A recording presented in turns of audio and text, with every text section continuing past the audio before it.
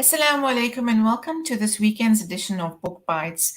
I have a very fascinating interview lined up this evening with author, environmentalist, and well-known activist Kumi Naidoo, who's released his courageous memoir, Letters to My Mother.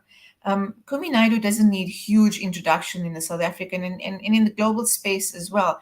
And instead of reading his lengthy bio, we're going to get through the interview and actually chat to Kumi and hear about his process. Because for me, Letters to My Mother was really a very intimate and personal document of the reasons, the motivations behind why Kumi Naidoo has given a life of service.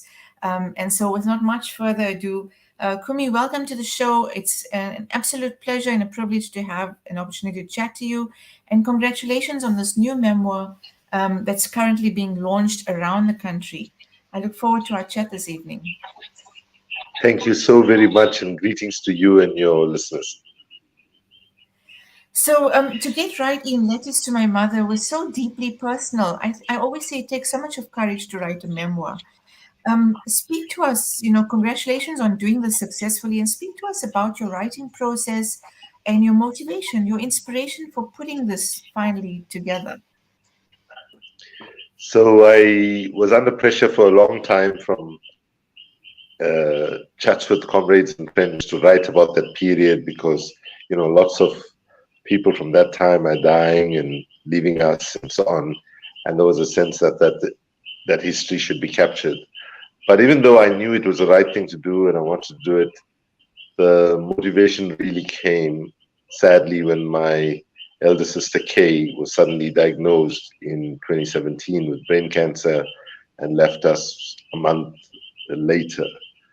And in the pain around her loss, and bear in mind when my mum took her life, I was 15 and my sister Kay was 19. And when you're 15, 19 is like ancient, right? It's like really old if you're 15. So my sister stepped into the role of mum, and so suddenly in January 2018, I found myself like having lost my mum again almost, and the pain around my sister. And then I started to try it. But to be honest with you, I was about to start the job as Secretary General of Amnesty. It was quite challenging role, and there wasn't really time to do anything like any serious writing.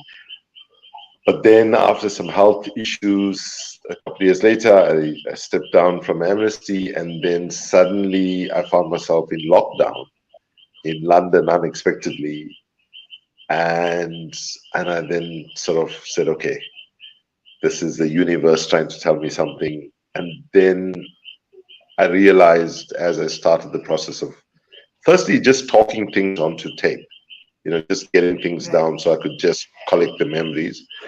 And that, that was hard work. And I'll be honest with you, the motivation was threefold.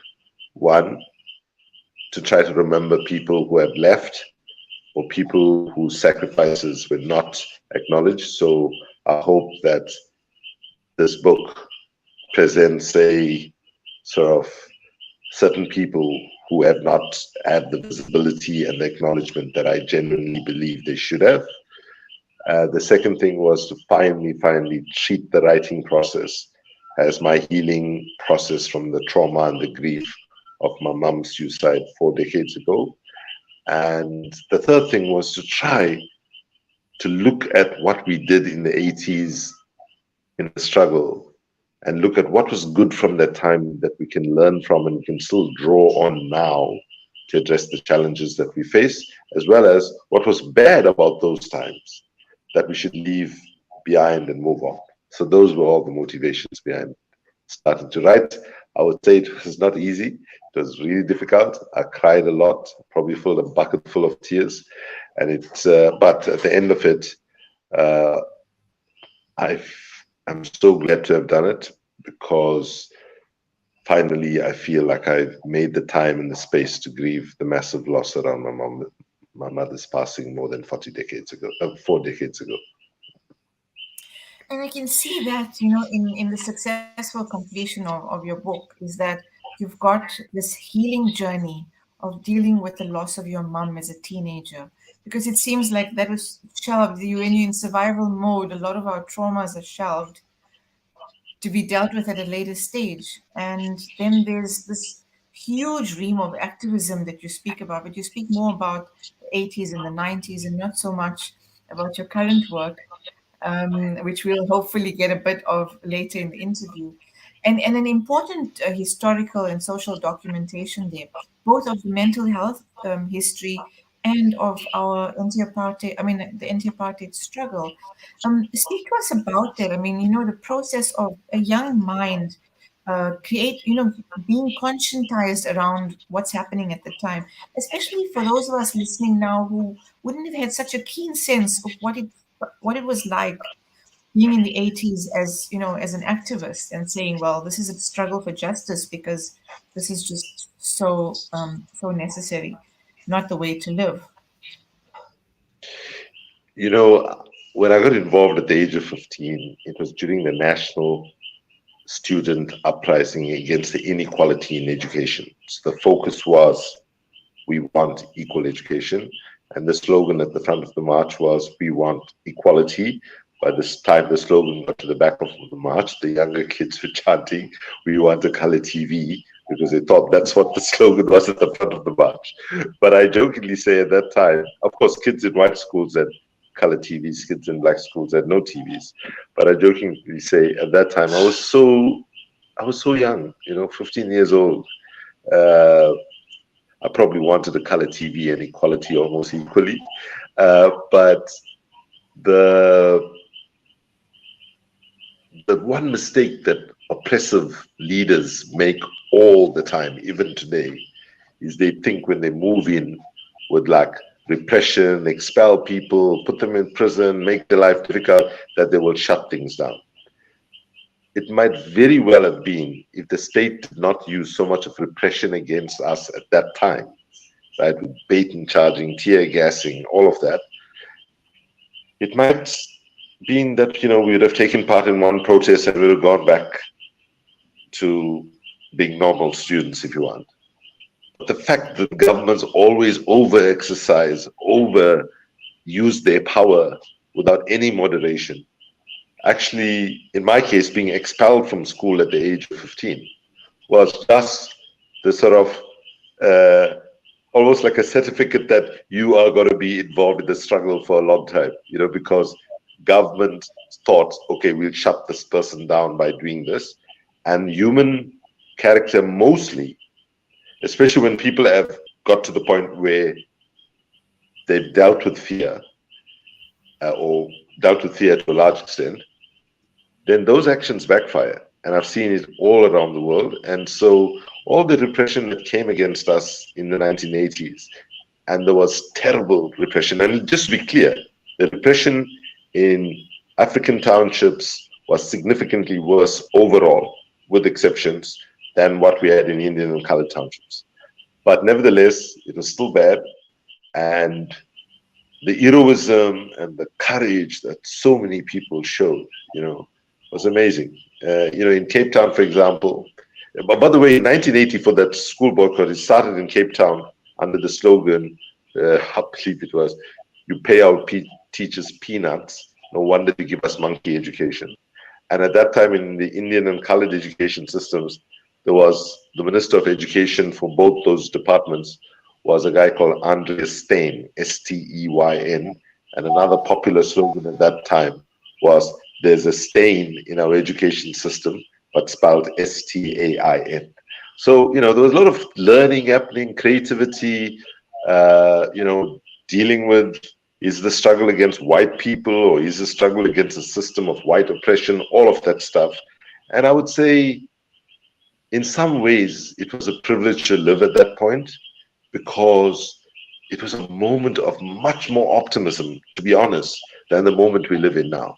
Because even though things were bad, we could see where we were going. We could see the vision of the future. We could see the optimism. Yes, we were losing our comrades and so on, but still, I would say overall, it was a vision of much more positivity. And I hope we can get that spirit back. And I hope my book contributes a little in that direction.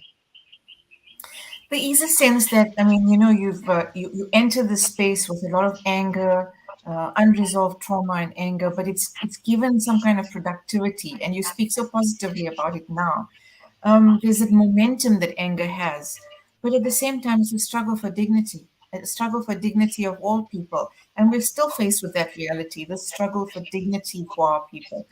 And the divides are sort of starker in a sense. Um, as you said, we're looking for that hope, and a book of this nature will allow that kind of discourse of hope to be re-engaged. But there are pockets of society now. We've been splintered in so many ways. How do you envisage a future where we can regain that hope as the youth, especially? How do we pick up this baton and carry it forward, dealing with just so many of the issues that we're faced with coming out of the pandemic? So thank you for that, and very well asked, actually. Thank you so much.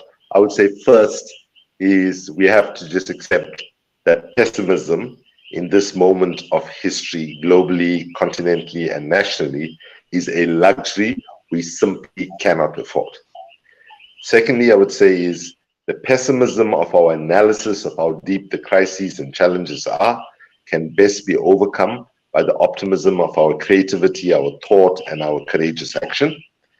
Third, I would say is that we need to have the courage now, even as we think about how we resist systems that are not working and policies that are not working and institutions that are not working. We must take into account what Albert Einstein once said when he said the definition of insanity is doing the same thing over and over again and expecting to get different results.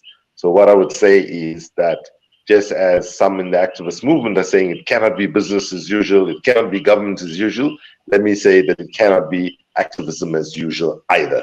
Because if activism up to now has not delivered the successes and the justice that people deserve and demand, then we must have the humility to say, hey, is there things that we're doing that we should stop doing? Are there things that we're not doing that we should start doing? And one of the things that I believe activism needs to do much better at, and this is my advice to young people, is speak in a language that people can understand. Don't become a policy wonk. Don't talk a language that is way above the people. By the way, every criticism I'm making, I have made that error at some point in my life. So I'm in a very deeply reflective state, and I feel the most useful thing I can do is encourage young people right now is not to be contaminated by the bad experience of my generation, right? Dream big, imagine things differently, and if there's anything, what we need from young people today is the freshness of their lenses.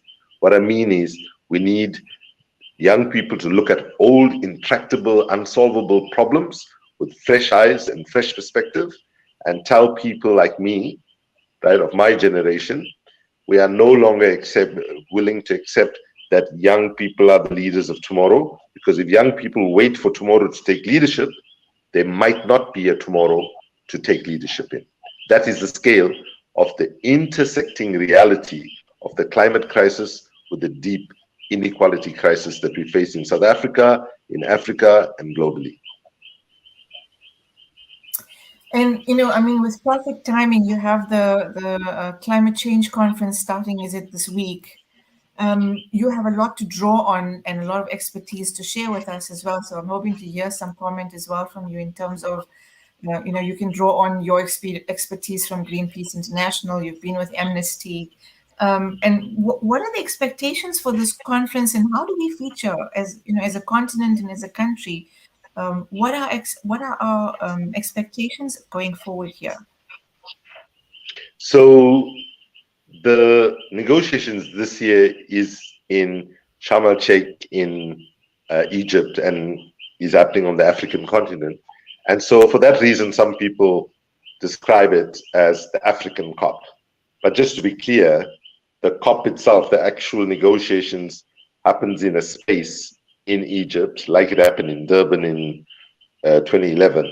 But that space is a United Nations space, and all the power dynamics that we had in Glasgow, we had in Paris, and so on, don't think it changes just because it's happening on the African continent.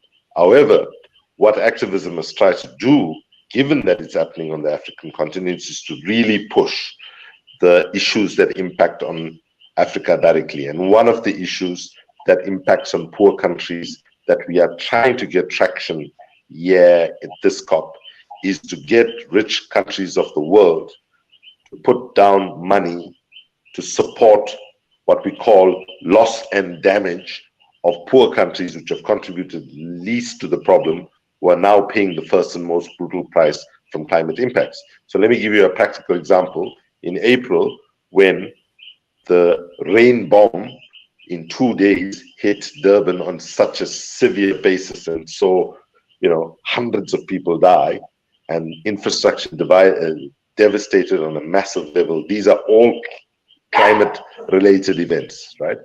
And when that happens, where is the money going to come from to build the bridges and so on?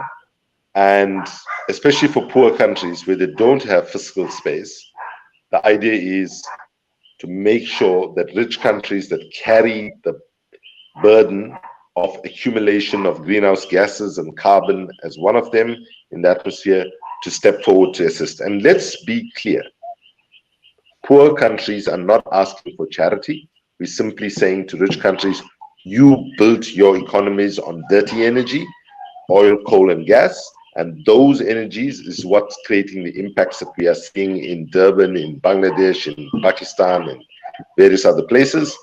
And we expect you to put resources down to help us rebuild our roads and rebuild our infrastructure and so on when extreme weather events happen.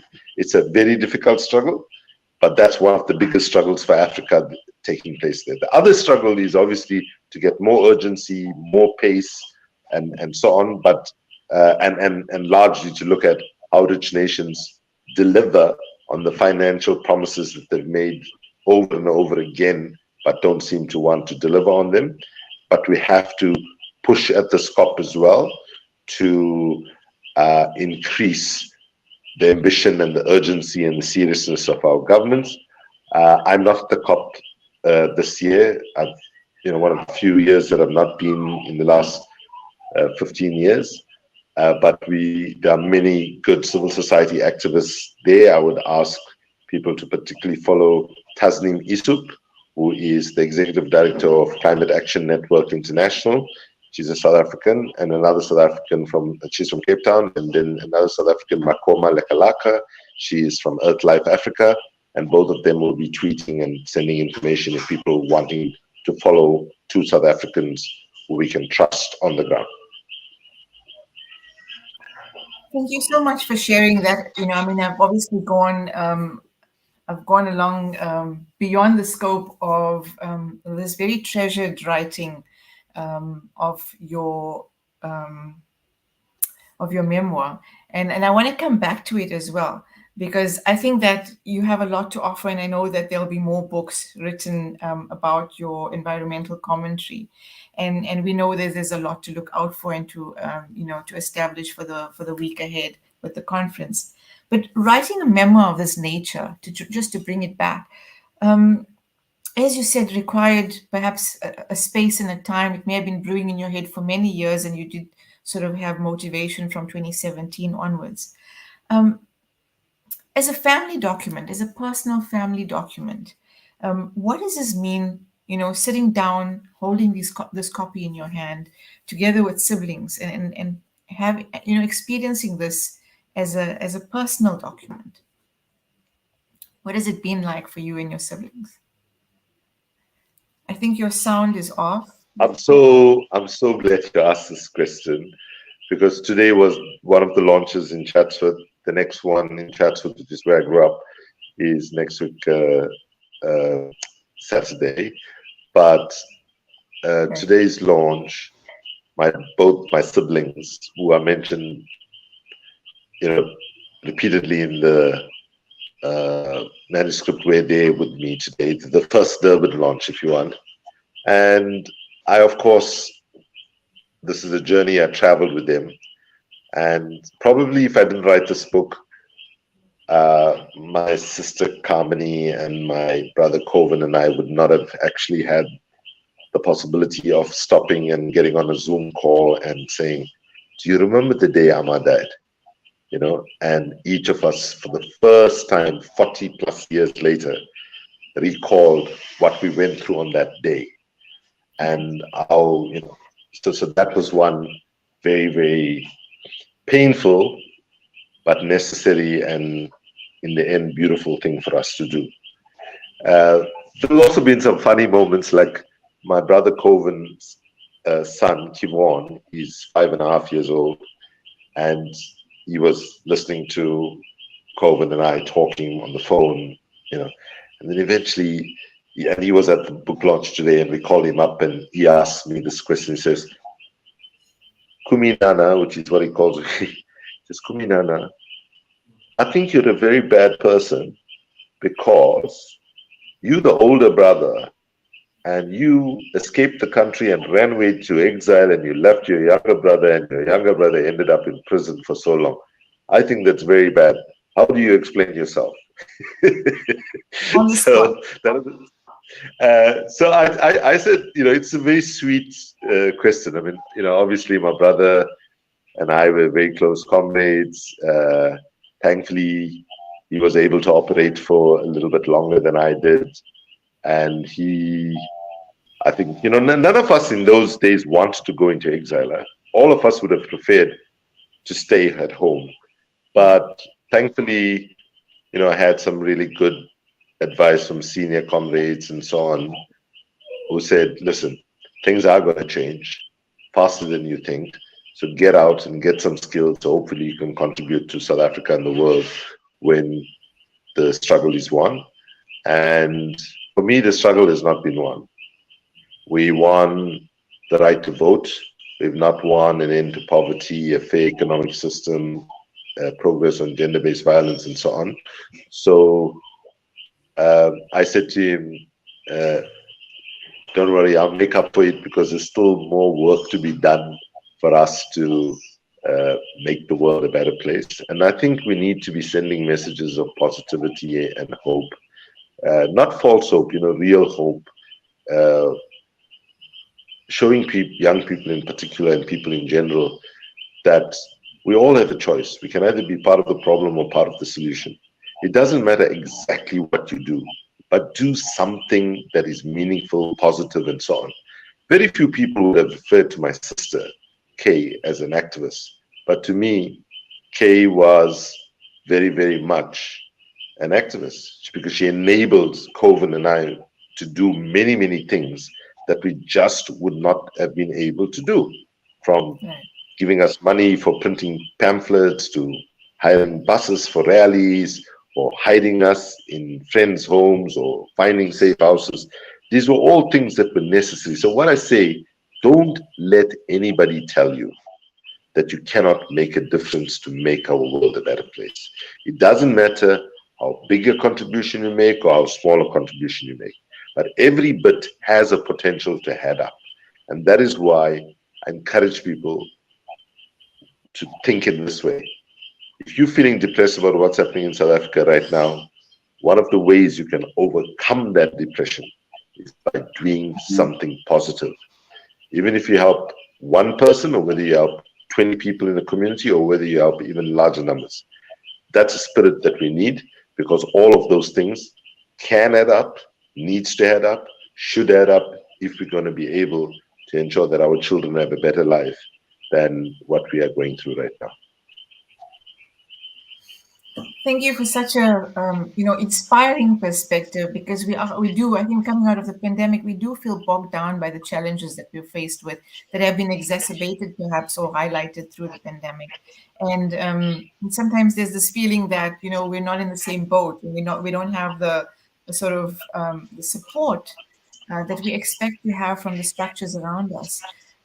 So thank you for that, especially from coming from the global perspective that you've had, and giving that kind of inspiration to the audiences as well. I also got a sense through the course of the book that there was, through the volatility of the apartheid times, there was also this, as you said, this sense of hope. But there were collaborators of the regime who have post apartheid just sort of reintegrated into society, whether they were, remorseful, or whether there was a sense of integration because of wanting to make a difference, is perhaps something we won't judge. But there are these ideas that factions give us a sense of, perhaps something that we can look back through history and see where the cracks appear in today's political situation as well. And maybe we can learn from that on how to repair for the future. Absolutely. I just think it is critically important for us to reflect on where we've come from, how we are operating at the moment, and for us to quickly come to the conclusion that we can be much better than how we are operating at the moment, and for us to figure out how do we actually move our society in a much more positive way. Don't underestimate that we are dealing in a completely different situation. The ANC of today is not the ANC that myself and many of my comrades were part of. It is highly compromised, highly corrupt, highly self-serving, highly lost, right? Not to say the other political parties are any better, because many of the key reasons to get us out of where we are in terms of reducing the salaries of our public officials, not only because they're so useless, but because it is too much for them to be paid, even if they were competent in doing their work properly. So we need new ideas, and the new ideas are not going to come from the current political class. We need to be encouraging fresh thinking. We should be calling for the freeze of salaries of cabinet ministers and ministers of parliament, encourage them to go live amongst people so they can don't forget where they came from. Because let's just be very, very clear. The bunch of people today that say we are the ANC are nothing about what the ANC actually stood for, right? And so I'm saying this is a time for us to have the courage not to be sentimental, to look at things if they are bad and say, that's not what we fought for. And don't let anybody tell you that your voice doesn't matter, irrespective of what class you come from, irrespective of what race you come from, irrespective of what religion you come from. Everybody has the potential to make a difference. And one of the things that governments do all over the world is constantly try to tell the people, actually, we are too powerful, you can't make a difference. We overthrew the apartheid government, and if this government continues to behave as it is, they will be dealt with at the ballot box, as I'm sure they will in a couple of years' time. Kumi, thank you so much for your time, for giving us this book. That is no doubt a healing document for every one of us who will read it. I want to pay tribute through the show also to your mom, to those who have passed on, and to your late son as well. And ongoing, I hope you everything of the best with the launch of this book in the next few weeks and months to come. I'm sure that this is going to get the eye of the awards in the year to come as well. Thank you once again for your time. Thank you so much for having me. I really appreciate it. And thanks to your listeners. Thank you. And so there you have it. We heard from author Kumi Naidoo about his courageous memoir, Letters to My Mother. That's it from this weekend on BookBytes. Assalamu alaikum wa rahmatullahi wa barakatuh.